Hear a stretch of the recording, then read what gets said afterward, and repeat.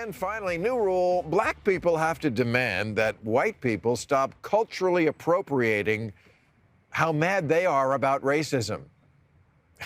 It's great that Caucasians have finally joined the fight for racial justice in unprecedented numbers, but hating racism the most? You can't steal that. Elvis taking Little Richard's act, that was bad enough.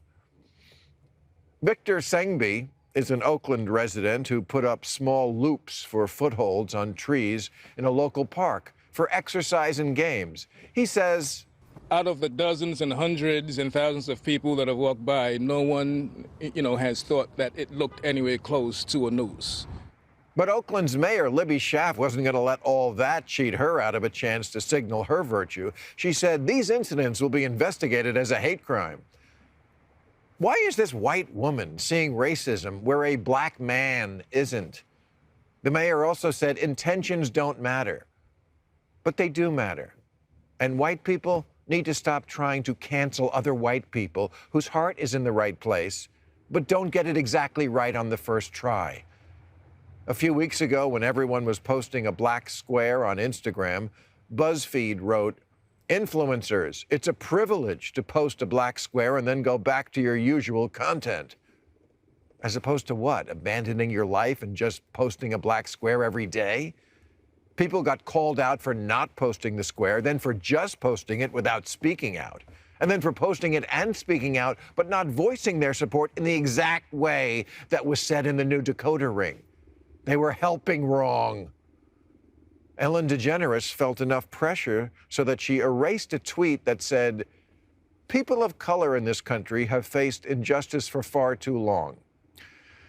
Okay, that may not be exactly Black Lives Matter, but it's also very true and pretty close to what we're trying to get everyone to understand. Liberalism should be about lifting people up, and you don't do that by slapping down people who are trying to say, "I'm on your side." No wonder white people right now are acting like a nervous waiter on their first day. So scared of making a mistake, they put a fork in your iced tea and a straw in your salad. We don't want to chant the wrong chant or hold the wrong sign. Hey, please, it's all we can do to clap on the right beat. You want to be a good ally, but not too good, or you're being a white savior. Use your voice, but don't make it about yourself. But speak up, unless it's your time to just listen. And then silence is violence. Even though sometimes silence just means someone works 2 jobs and has 3 kids.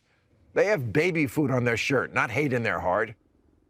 Some guy just wrote into the New York Post, "I am a senior level leader in an organization and feel compelled to speak up about racial injustice, but I'm afraid to.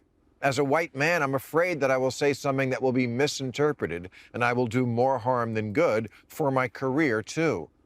Staying silent seems wrong, but safer. Am I alone in this?" Unfortunately, no. There was a sports announcer in Sacramento who tweeted, "All lives matter," and immediately got fired, even though he apologized and said he just didn't understand. What he said came from a place of ignorance, not racism. That difference is important.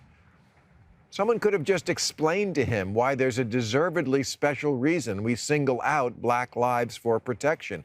But now, instead of a possible ally, we create a bitter unemployed person. Willow Smith, yes, Willow Smith, said, "I'm seeing people shaming others for what they are choosing to say or shaming people for not saying anything at all. I feel like if we really want change, shaming doesn't lead to learning." She gets it. Surely people twice her age could make the effort.